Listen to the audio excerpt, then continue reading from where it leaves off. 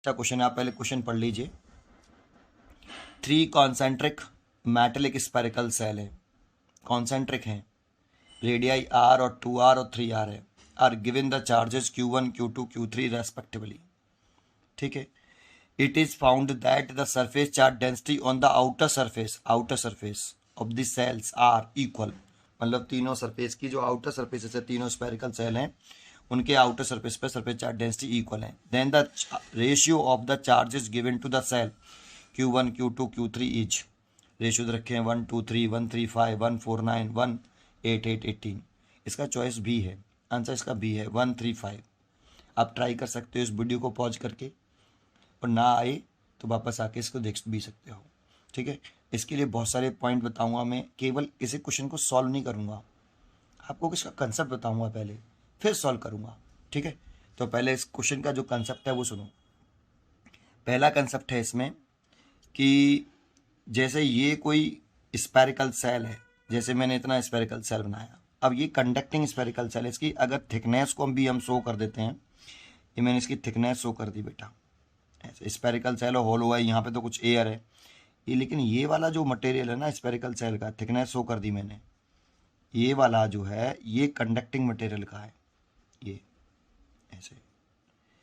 तो आपको ये मालूम होना चाहिए कि कंडक्टिंग मटेरियल के इनसाइड यहाँ इस जगह पर इलेक्ट्रिक फील्ड कितना होता है इलेक्ट्रोस्टैटिक कंडीशन में, 0।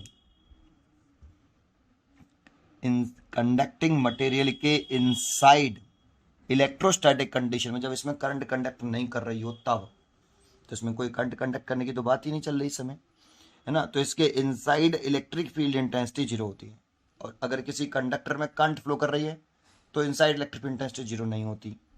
इलेक्ट्रोस्टैटिक कंडीशन इसलिए बोल रहा हूँ, करंट कंडक्ट नहीं करे तो किसी भी कंडक्टिंग मटेरियल के इनसाइड इलेक्ट्रिक फील्ड इंटेंसिटी 0 होता है। एक पॉइंट तो आपको ये है, इसमें एक कंसेप्ट ये है, आपको पता होना चाहिए।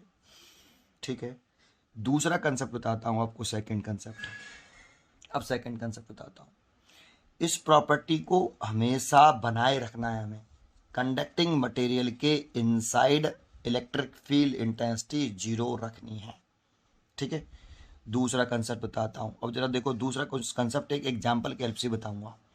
सुने कि जैसे ये एक हमारा एक स्पेरिकल कंडक्टर है, इसकी थिकनेस में दिखा लेता हूँ यहाँ ऐसे, ये इसकी मैंने थिकनेस दिखा दी है बेटा, ये इसकी थिकनेस है ना, ये स्पेरिकल सेल है आपका, और ये इसकी मैंने थिकनेस दिखा दी, और ये जो मैंने ब्लैक ब्लैक ऐसे लाइन खींच रहा हूँ, ये कंडक्टिंग मटेरियल है यहाँ पर, ये कंडक्टिंग मटेरियल है, यहाँ एयर है लेकिन ये कंडक्टिंग मटेरियल है।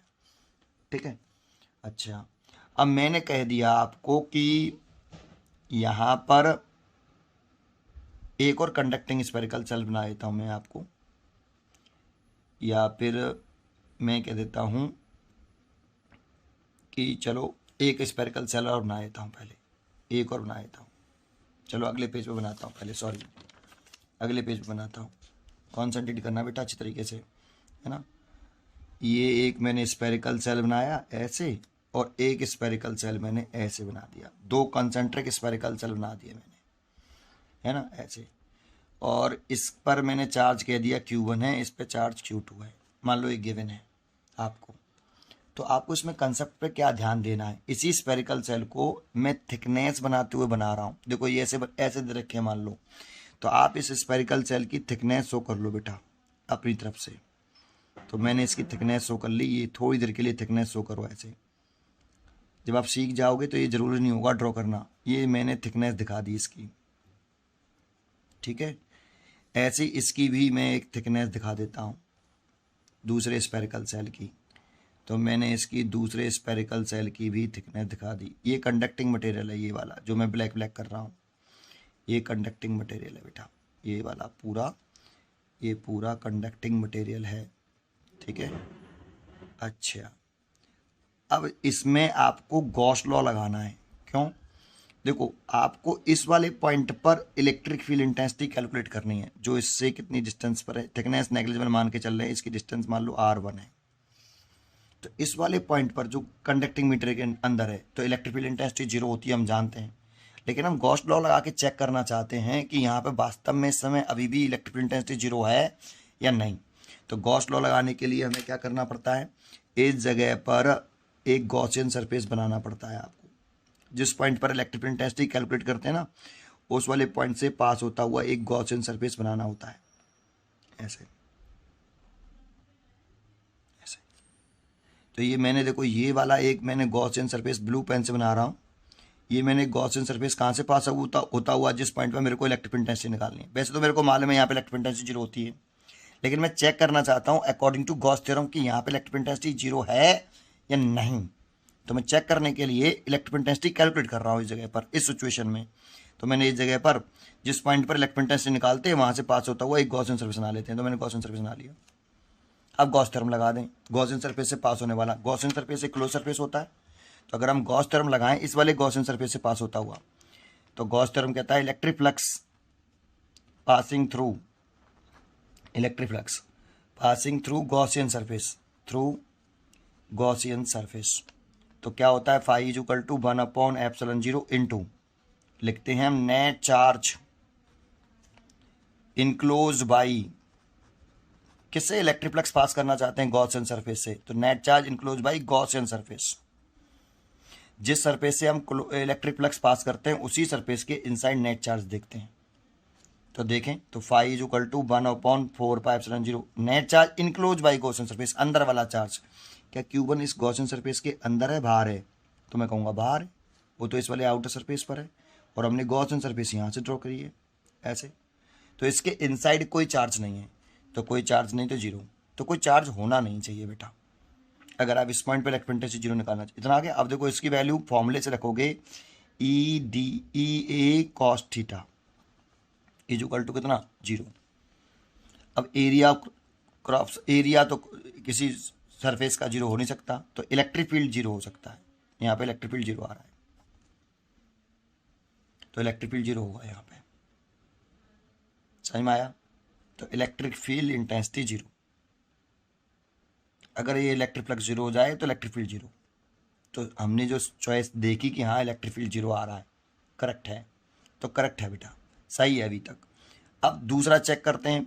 अब यहाँ पर ये भी तो कंडक्टिंग मटेरियल है, ये भी तो कंडक्टिंग मटेरियल है ये वाला, तो यहाँ पे भी इलेक्ट्रिक फील्ड इंटेंसिटी जीरो होनी चाहिए, और यहाँ पे जीरो होनी चाहिए। तो यहाँ पे भी हम यही द्वारा चेक करेंगे अगेन कि यहाँ पे इलेक्ट्रिक फील्ड इंटेंसिटी जीरो है कि नहीं, होनी चाहिए बेटा। कंडक्टिंग मटेरियल के इनसाइड इलेक्ट्रिक फील्ड इंटेंसिटी हमेशा जीरो होती है इन इलेक्ट्रोस्टैटिक कंडीशन।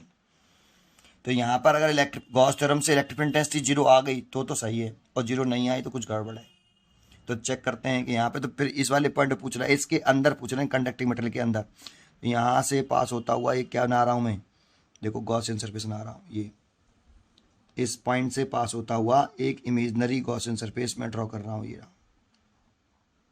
वाला देखो, आपको दिख गया होगा, ये ब्लू पेन से बनाया है मैंने, ये गॉसियन सरफेस बना लिया मैंने, है ना।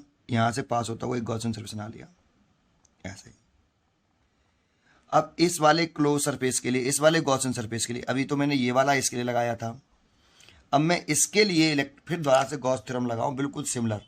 तो आप यही वाला फॉर्मूला लगा दीजिए, phi is equal to sorry epsilon zero, ये net charge enclose by Gaussian surface. तो बताओ इसके अंदर कितना चार्ज क्लोज्ड है, क्लोज वाला लेना है जो इनसाइड हो केवल, और इनसाइड देख रहे हैं तो Q1 चार्ज अंदर है इसके अंदर, तो Q1 है कि नहीं, और Q2 बाहर है। Q2 तो इस वाले सरफेस पर है, आउटर वाले सरफेस पर, और हमें केवल जो ब्लू लाइन बनाई है ना उसके अंदर वाला चार्ज लेना है। तो इनसाइड वाला चार्ज लेना, नेट चार्ज इनक्लोज हो रहा हो जो गॉसियन सरफेस के, इनसाइड हो जो गॉसियन सरफेस के, तो Q1 है, और Q2 तो नहीं है। तो देखो अब फ्लक्स जीरो नहीं आ रहा, और फ्लक्स जीरो नहीं आएगा तो इलेक्ट्रिक फील्ड भी जीरो नहीं आएगा, तो कुछ गड़बड़ है, क्योंकि inside a conducting material electrical intensity zero होना चाहिए। इसी को चेक करने के लिए तो ये किया मैंने, चेक करने के लिए कर रहा हूँ बस ओनली, तो कुछ गड़बड़ है ना। इलेक्ट्रिक फील्ड जीरो नहीं आएगा, क्योंकि अब यहाँ लगाओगे आप E vector dot A vector, या आप E cos थीटा लिख सकते हो, बराबर 1/ε0 इंटू Q1। अब ये जीरो नहीं आ रहा तो इलेक्ट्रिक फील्ड भी जीरो नहीं होगा, नहीं होगा। जबकि इलेक्ट्रिक फील्ड जीरो होना चाहिए था इस जगह पर, ये चेक करने के लिए लगाया था।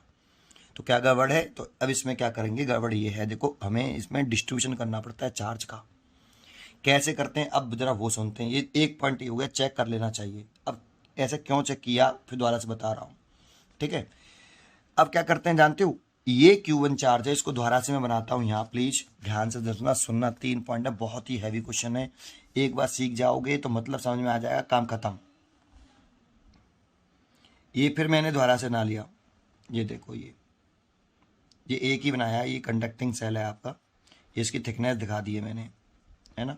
इस पर Q1 चार्ज था यहाँ, और ये आपका मैंने यहाँ बनाया, और ये इसकी मैंने थिकनेस दिखा दी, और इस पर Q2 चार्ज था, यही तो था। चलिए अब इसमें क्या गड़बड़ है मैं बताता हूँ। एक बात पहले सुन लीजिए, है ना, फिर बताऊँगा। इस पर इसको एक स्फेरिकल सेल को मैं यहाँ बनाता हूँ, सॉरी एक बार और, ये Q1 चार्ज है इस पर। तो देखो इसका एक सरफेस, इस स्फेरिकल कंडक्टर का सेल का एक सरफेस तो ये है, कौन सा सरफेस है ये, इस सेल का कौन सा सरफेस है, आउटर सरफेस है। और एक सरफेस ये है, एक ये है और एक ये है, दो ही तो है। इस पर दोनों पे इस समय कितना टोटल चार्ज है दोनों सरफेस पे मिला के, टोटल चार्ज कितना है दोनों सरफेस को मिला के। तो इस सरफेस पे तो कोई चार्ज नहीं है, जीरो दिख रहा है आपको, इस पर डायग्राम में दिख रहा होगा, कोई चार्ज नहीं अंदर वाली सरफेस पर इस पर, और केवल आउटर सरफेस पर Q1 है। तो टोटल चार्ज है 0 + Q1, तो टोटल चार्ज कितना है 0 Q1। तो ये इस पर टोटल चार्ज मिला के दोनों सरफेस में मिला के Q1 ही रहना चाहिए, इस स्फेरिकल सरफेस पर चेंज नहीं होना चाहिए किसी भी कीमत पर, यह हमेशा ध्यान रखना है, ठीक है। अब देखो इसके इस वाले पॉइंट पर इलेक्ट्रिक फील्ड इंटेंसिटी तो 0 थी या नहीं, तो थी, तो ये तो ठीक हो गया। लेकिन इस वाले पॉइंट पर इलेक्ट्रिक फील्ड इंटेंसिटी जब मैंने निकाली तो वो 0 नहीं आ रही थी, यही गड़बड़ है। तो क्या गड़बड़ है, तो देखो इसके इंडक्शन से, ये देखो अनचार्ज, ये अनचार्ज है, इस सरफेस पर कोई चार्ज नहीं है इस वाले सरफेस पर, और यहाँ चार्ज है, तो इंडक्शन पड़ा हुआ, इंडक्शन से कंडक्टर्स पर इक्वल एंड अपोजिट चार्ज आता है हमेशा इलेक्ट्रोस्टैटिक इंडक्शन से। तो इस पर इंडक्शन से यहाँ माइनस के Q1 आएगा ये। तो देखो इस कंडक्टर के जो पहला कंडक्टर है इसके टोटल चार्ज कितना था, इंडक्शन से पहले Q1 था, और इंडक्शन से पहले इस वाले पर कितना चार्ज था, अंदर वाले पर और बाहर वाले पर। इंडक्शन से पहले टोटल चार्ज बताओ, तो टोटल चार्ज था Q2 ये था, और इस वाले 0 था, 0, तो टोटल चार्ज Q2 था। तो इंडक्शन से पहले Q2 चार्ज है टोटल दोनों सरफेस पर, इस पर और इस पर। इंडक्शन के बाद भी टोटल चार्ज Q2 ही रहना चाहिए। तो इंडक्शन शो जरूर कर रहा हूँ, लेकिन चेक कर लेना इस प्रॉपर्टी को हमेशा, ठीक है। तो चलिए शुरू करते हैं। तो मैंने इंडक्शन शुरू किया, Q1 से इस पे आया माइनस के Q1। अब इस पे देखो, इस वाले पर टोटल चार्ज पहले कितना था Q2, और अब कितना है टोटल चार्ज Q2 माइनस के Q1, गड़बड़ है। तो इसीलिए यहाँ आ जाएगा प्लस का Q1। अब टोटल चार्ज चेक कर लो इस पे, इसके इस वाले सरफेस पर माइनस Q1, बाहर वाले सरफेस पर Q2 माइनस प्लस के Q1। तो टोटल चार्ज निकालेंगे तो Q2 प्लस के Q1 माइनस के Q1 इज इक्वल कैंसिल, बराबर कितना, Q2 प्लस के Q1 इस पे हो गया बाहर वाले पर, अंदर वाले पर हो गया माइनस के Q1। टोटल चार्ज निकाले तो कितना आएगा Q2, पहले भी कितना था Q2, तो उतना ही रहना चाहिए। इंडक्शन दिखाने के बाद, इंडक्शन दिखाने से पहले इनर और आउटर पर जो चार्ज था कितना था Q2, इस पर तो कोई था ही नहीं, बाहर वाले पर Q2 दिख रहा था, तो Q2 था। इंडक्शन दिखाने के बाद भी उतना ही रहना चाहिए जितना पहले था। आया, कर लिया, तो इस तरह से हो गया। अब जरा दोबारा से चेक करो इसको, इतना इंडक्शन शो कर दिया। अब ये क्यों किया सर, तो ये क्यों इसीलिए किया कि अब इस वाले पॉइंट पे तुम इलेक्ट्रिक फील्ड निकालो दोबारा से। देखो यहाँ पे तो 0 था ही, यहाँ पे निकालोगे तो यहाँ पे तो 0 अभी भी आएगा, गॉसियन सरफेस बनाओगे तो ऐसे। इसके अंदर कोई चार्ज नहीं है अभी भी, गॉसियन सरफेस के अंदर, और कोई चार्ज नहीं है अभी भी, कोई चार्ज नहीं है, तो इलेक्ट्रिक फील्ड 0 आएगा ही। लेकिन अब यहाँ पे तुम एक गॉसियन सरफेस बनाओगे ऐसे, तो देखो इसके अंदर भी अब कोई चार्ज नहीं है, नेट चार्ज 0 है। देखो नेट चार्ज 0 हो गया अब गॉसियन सरफेस बनाते ही ऐसे, एक प्लस का Q1 है, एक माइनस का Q1 है, तो नेट चार्ज 0 हो गया कि नहीं। तो आपको नेट चार्ज 0 करना होता है इस गॉसियन सरफेस के अंदर, क्योंकि ये पॉइंट कहाँ पे बना रहे हैं हमेशा, ये पॉइंट ऐसा बनाओ जो कंडक्टिंग मेटेरियल के अंदर हो, वहीं से गॉसियन सरफेस बनाओ आप, क्योंकि कंडक्टिंग मेटेरियल के इनसाइड इलेक्ट्रिक फील्ड इंटेंसिटी 0 करनी होती है हमें, इसीलिए गॉसियन चेक कर रहे हैं कि यहाँ पे इलेक्ट्रिक इंटेंसिटी जीरो है कि नहीं। मैंने इसमें चेक किया था तो इसके अंदर Q1 चार्ज आ गया था और इलेक्ट्रिक इंटेंसिटी जीरो नहीं थी इस वाले पॉइंट पर कंडक्टिंग मेटल के अंदर। लेकिन अब मैं चेक कर रहा हूँ तो अब इलेक्ट्रिक इंटेंसिटी जीरो आ रही है। समझ में आया? तो ये चेक करना चाहिए। तो 2 पॉइंट हमेशा ध्यान रखो, गॉसियन सरफेस बनाओ कंडक्टिंग मटेरियल के अंदर, ऐसा नहीं कहीं पे भी। यहाँ पे बनाओगे तो कोई दिक्कत नहीं है क्योंकि कंडक्टिंग मटेरियल अंदर, यहाँ पे बना लोगे तो Q1 अंदर है, कोई दिक्कत नहीं है क्योंकि यहाँ कंडक्टिंग मटेरियल नहीं है। कंडक्टिंग मटेरियल के अंदर इलेक्ट्रिक इंटेंसिटी जीरो रखनी है हमें। ये चेक करने के लिए गॉसियन सरफेस बना के देखिए तो उसके इनसाइड कोई चार्ज नहीं आना चाहिए, नेट चार्ज जीरो ही रहना चाहिए। नेट चार्ज जीरो होना चाहिए, चार्ज तो हो सकता है लेकिन नेट चार्ज जीरो रहना चाहिए। और नहीं है तो इंडक्शन शो करिए बेटा। और इंडक्शन में भी ये ध्यान रखिए कि इंडक्शन शो करने से पहले इनर और आउटर सरफेस पे जो इतना टोटल चार्ज है, इंडक्शन शो करने के बाद भी इनर और आउटर सरफेस पर उतना ही टोटल चार्ज होना चाहिए। बस यही कंसेप्ट है, खत्म। अब उस क्वेश्चन को पढ़ते हैं। अगर आपने ये सब पॉइंट समझे होंगे तो अब क्वेश्चन करना शुरू करते हैं। 71 देखो कितना हैवी क्वेश्चन हो गया, 71। अब इसको देखते हैं, पढ़ते हैं बेटा। 3 concentric metallic spherical cell of radii r, 2r, 3r are given the charge q1, q2, q3 respectively. It is found, तो देखो 3 concentric spherical cell है, मैं बना लेता हूँ। एक concentric spherical cell मैंने ये बना लिया, ये दूसरा बना लिया मैंने भाई, और ये तीसरा बना लिया मैंने। ठीक है, इसकी रेडियस r है, इसकी रेडियस 2r है और इसकी रेडियस 3r है। ठीक है, ठीक है। अब इन पर जो चार्ज दे रहा है ना, इस पे Q दे रहा है, Q1 सॉरी, इस पे Q2 दे रहा है और इस पे दे रहा है Q3 ऐसे। अब इसको, इसमें सारी प्रॉपर्टियां हमें चेक करनी पड़ेंगी। सबसे पहले आप इसको, इस वाले को थोड़ा सा कंडक्टिंग मटेरियल बनाने के लिए इसकी थिकनेस बढ़ा लो। इमेजिन कर लो मन मन में कि ये थिकनेस बढ़ा दी मैंने, ये कंडक्टिंग मटेरियल है, ऐसे ऐसे इसकी थिकनेस बढ़ा लो आप। ये मैंने इसकी थिकनेस बढ़ा ली, ज़्यादा मोटा कर दिया है, आप पतला भी कर सकते हो। ये इसकी थिकनेस है, ठीक है बेटा। ऐसे इसकी थिकनेस बढ़ा लो। ये कंडक्टिंग सेल है ना, तो इसकी थिकनेस जीरो बढ़ा के नहीं देखेंगे हम इसको, ऐसे ये कंडक्टिंग, ये थिकनेस बढ़ा ली।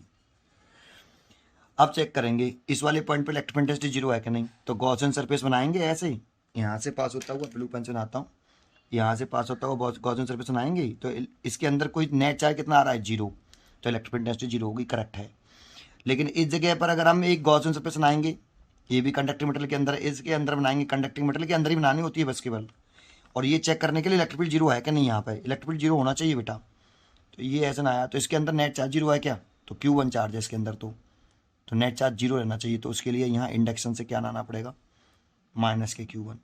अब अगर यहाँ पर माइनस Q1 बना दी तो इंडक्शन से पहले इस पर Q2 चार्ज था केवल, तो Q2 ही रहना चाहिए इंडक्शन के बाद भी।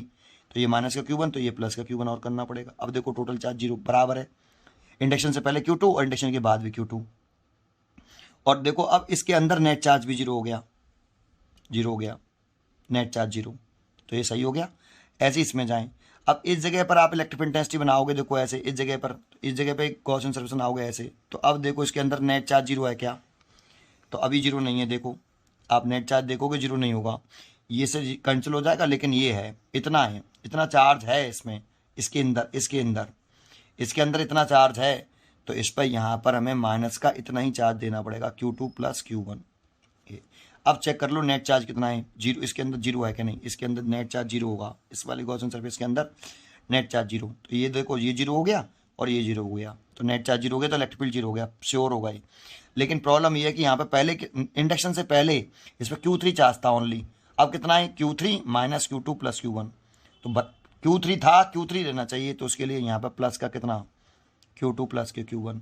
अब चेक करो इस सरफेस पर, आउटर और इनर सरफेस पर, इसके इनर सरफेस और आउटर सरफेस पर चार्ज, टोटल चार्ज Q3 है कि नहीं, तो Q3 है, देखो इससे ये कट जाएगा, Q3 रह जाएगा। बस यही चेक करके नहीं इंडक्शन शो कर दिया आपने, ठीक है। अब क्वेश्चन आगे बढ़ता है हमारा, यहाँ तक इंडक्शन ऐसा क्यों किया समझ में आया। अब क्वेश्चन बढ़ रहा है, कह रहा है कि फाउंड किया सरफेस चार्ज डेंसिटी जो है आउटर सरफेस पर इक्वल है। तो इसकी आउटर सरफेस पर सरफेस चार्ज डेंसिटी सिग्मा, इस पे भी सिग्मा, इस पे भी सिग्मा, तीनों की सिग्मा है। और सरफेस चार्ज डेंसिटी का फॉर्मूला आपने पढ़ा हो, अगर हम इस वाले सेल के लिए लिखें, इसे सेल 1 मान लेते हैं, तो सेल 1 के लिए लिख रहे हैं बेटा, अब ईजी है, कुछ नहीं है। सिग्मा इज इक्वल टू, अगर सेल 1 के लिए लिख रहे हैं तो surface charge density equal to होता है charge per unit area, charge per unit area. तो चार्ज कितना है इस पे, Q1 है, इसके सरफेस पे Q1 चार्ज है, और सरफेस एरिया आउटर सरफेस पे, सरफेस चार्ज डेंसिटी, तो आउटर सरफेस का चार्ज लेना है सेल के, ठीक है।